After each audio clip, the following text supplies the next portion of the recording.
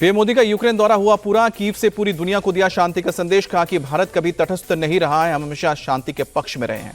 PM Modi एक बार फिर बुद्ध और महात्मा गांधी का जिक्र करते हुए नजर आए। कहा कि हम बुद्ध और महात्मा गांधी की भूमि से आते हैं, जहां युद्ध के लिए कोई जगह नहीं।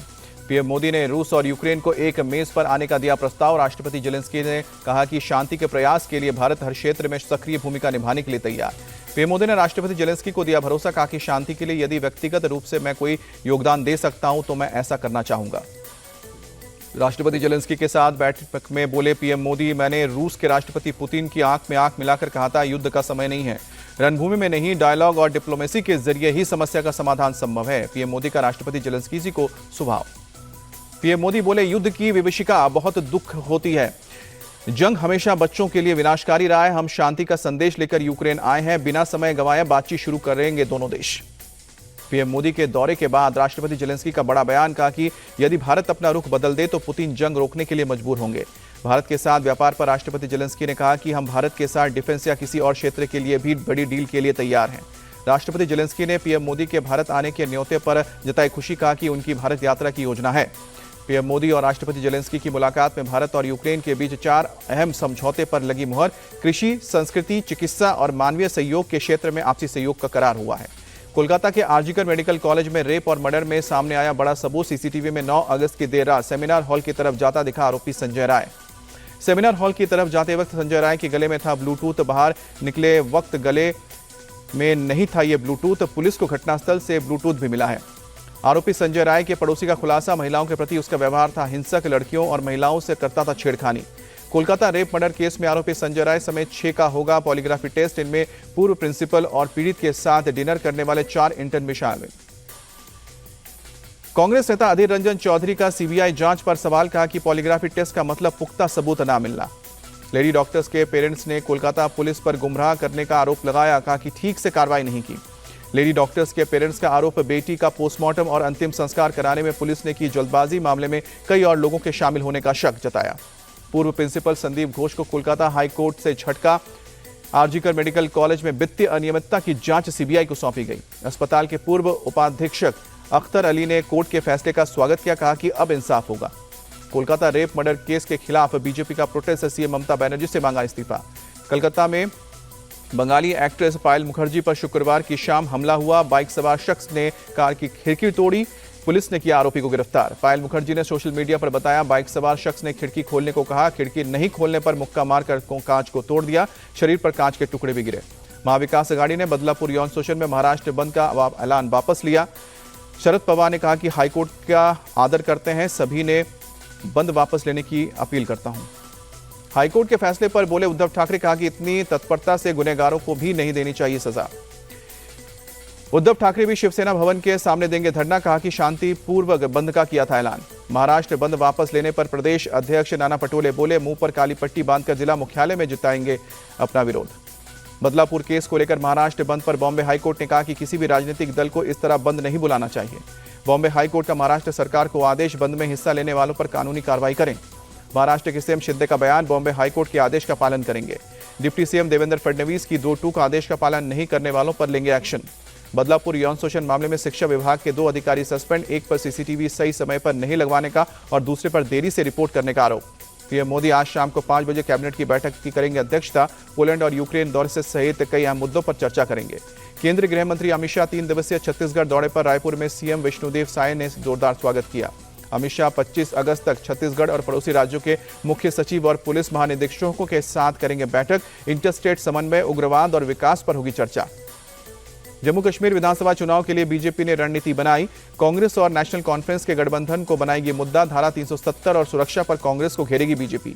दिल्ली में पार्टी अध्यक्ष जेपी नड्डा के घर पर 4 घंटे तक चली बैठक। बनाई गई रणनीति। मीटिंग में अमित शाह, राम माधव, किशन रेड्डी के साथ रविंद्र रैना, देवेंद्र राणा, कविंद्र गुप्ता और सुनील शर्मा मौजूद थे। गृह मंत्री अमित शाह ने राहुल गांधी से पूछे 10 सवाल। क्या नेशनल कॉन्फ्रेंस के घोषणा पत्र से आप सहमत हैं? अमित शाह ने पूछा, क्या आर्टिकल 370 वापस लाना चाहती है कांग्रेस? क्या एनसी के अलग झंडे के पक्ष में है राहुल गांधी? स्मृति ईरानी ने भी कांग्रेस एनसी गठबंधन पर साधा निशाना। पूछा, क्या जम्मू कश्मीर में 370 को दोबारा लाना चाहती है कांग्रेस? अमित शाह के सवाल पर बोले जम्मू कश्मीर कांग्रेस अध्यक्ष, सभी सवालों का जवाब सही समय पर आने पर देंगे। दिल्ली में कांग्रेस केंद्रीय चुनाव समिति की हुई बैठक। जम्मू कश्मीर और हरियाणा के उम्मीदवारों के नाम पर हुआ मंथन। सीट बंटवारे पर बोले एनसी नेता ओमर अब्दुल्ला, ज्यादातर सीटों पर बनी है सहमति, कुछ पर बातचीत जारी है। दिल्ली में केंद्रीय मंत्री धर्मेंद्र प्रधान के आवास पर हरियाणा विधानसभा चुनाव को लेकर बैठक। सीएम नायब सिंह सैनी समेत कई और दूसरे नेता शामिल हुए। हरियाणा में कांग्रेस का किसी के साथ गठबंधन नहीं होगा, हम अकेले चुनाव लड़ने में सक्षम, भूपेंद्र सिंह हुड्डा का बयान। सीएम पद की दावेदारी पर बोली कुमारी शैलजा, क्यों नहीं राज्य स्तर पर करना चाहती हूं काम। तेलंगाना में कैबिनेट विस्तार को लेकर दिल्ली में मीटिंग। सीएम रेवंत रेड्डी के साथ मल्लिकार्जुन खड़गे, राहुल गांधी ने की बैठक। कर्नाटक सीएम सिद्धरमैया भी दिल्ली में पार्टी अध्यक्ष मल्लिकार्जुन खड़गे और राहुल से मिले। Deputy CM DK Shivakumar भी मौजूद रहे। लोकसभा में नेता प्रतिपक्ष राहुल गांधी का आज प्रयागराज दौरा। दोपहर 3 बजे संविधान सम्मान समारोह को करेंगे संबोधित। यूपी कांग्रेस अध्यक्ष अजय राय के मुताबिक समारोह में 5 विषयों पर की जाएगी चर्चा। जाति जनगणना, रोजगार, महिला सशक्तिकरण, सामाजिक और आर्थिक न्याय होंगे अहम विषय। सीएम चेहरे की मांग पर शरद पवार का बयान, हमारी पार्टी से नहीं होगा चेहरा, हमारा मकसद राज्य में सत्ता परिवर्तन। सीएम चेहरा घोषित करने की मांग की कांग्रेस ने फिर किया खारिज। कहा नाना पटोले बोले एमवीए की चुनाव में सीएम का चेहरा। महाराष्ट्र सरकार के मंत्री गिरीश महाजन का तंज, सीएम पद के लिए एमवीए में चल रही है खींचतान। शरद पवार गुट के नेता रोहित पवार का बयान, चुनाव को लेकर डरी हुई है बीजेपी, हर सर्वे में वो हार रही है।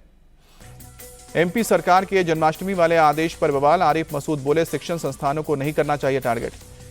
स्कूलों में कृष्ण जन्माष्टमी मनाने पर सीएम मोहन यादव ने दिया जवाब। कहा कि 5000 साल पहले उज्जैन में शिक्षा ग्रहण कर श्री कृष्ण ने बताया था शिक्षा का क्या महत्व है। छतरपुर के हाजी शहजाद के घर को ध्वस्त करने का मामला। सीएम मोहन यादव बोले कानून तोड़ने वालों पर होगा एक्शन। सीएम मोहन यादव की दो टूक, असामाजिक तत्वों से निपटने में हम सक्षम। महाराष्ट्र के लातूर में रामगिरी महाराज के विवादित बयान से भड़का मुस्लिम समुदाय। जिला कलेक्ट्रेट पर प्रदर्शन किया। राष्ट्रपति के नाम ज्ञापन सौंपकर रामगिरी महाराज की गिरफ्तारी की मांग। नमाज के बाद बड़े पैमाने पर मुस्लिम समुदाय के लोग सड़कों पर उतरे। हालात को देखते हुए पुलिस ने किया था कड़ा बंदोबस्त। फतेहपुर में हिंदूवादी संगठनों के पक्ष में आया फैसला। बंजर और ऊसर जमीन पर बनी मदीना मस्जिद को तहसीलदार की कोर्ट ने अवैध करार दिया। अवैध कब्जा हटाने का आदेश। कोर्ट ने 60,500 का जुर्माना भी लगाया। कई सालों से हिंदूवादी संगठन अवैध मस्जिद का कर रहे थे विरोध। दिल्ली के मयूर विहार फेज 1 में मनीष सिसोदिया ने निकाली यात्रा। लोगों को ओर से फूल पहनाकर स्वागत किया गया। मनीष सिसोदिया ने कहा कि यहाँ के लोगों का उत्साह देखते ही बनता है। मुझे बहुत खुशी हो रही है कि लोग अपने गली मोहल्ले से निकलकर मुझसे मिलने आ रहे हैं। रांची में बीजेवाईएम की युवा आक्रोश रैली पर पुलिस की सख्ती, रोकने के लिए पानी की बौछार। पुलिस ने प्रदर्शनकारियों पर आंसू गैस के गोले दागे। सीएम आवास की तरफ बढ़ रहे थे प्रदर्शनकारी। युवा अपना अधिकार मांग रहे हैं, हेमंत सोरेन क्यों डर रहे हैं। केंद्रीय मंत्री शिवराज सिंह चौहान का बयान। कार्यकर्ताओं पर आंसू गैस और पानी की बौछार कर भड़की बीजेपी। कहा कि सरकार गुंडागर्दी कर रही है। बीजेपी कार्यकर्ताओं के हमले में कई पुलिसकर्मी घायल हुए। एडीएम लॉ एंड ऑर्डर का बयान। झारखंड के पूर्व सीएम चंपाई सोरेन का बयान, हमने अपनी यात्रा अकेले शुरू की है, इसमें नए अध्याय जुड़ेंगे। सुप्रीम कोर्ट से सीएम केजरीवाल को राहत नहीं। 5 सितंबर तक जमानत याचिका पर सुनवाई टली। विधायक अब्बास अंसारी को इलाहाबाद हाईकोर्ट से मिली राहत। जबरन जमीन बेनाम मामले में मिली है बेल। मेरठ में कक्षा 4 में पढ़ने वाली छात्रा के साथ स्कूल हेडमास्टर ने नाखून काटने के बहाने किया बैड टच। परिजनों की शिकायत पर पुलिस ने आरोपी हेडमास्टर को गिरफ्तार किया।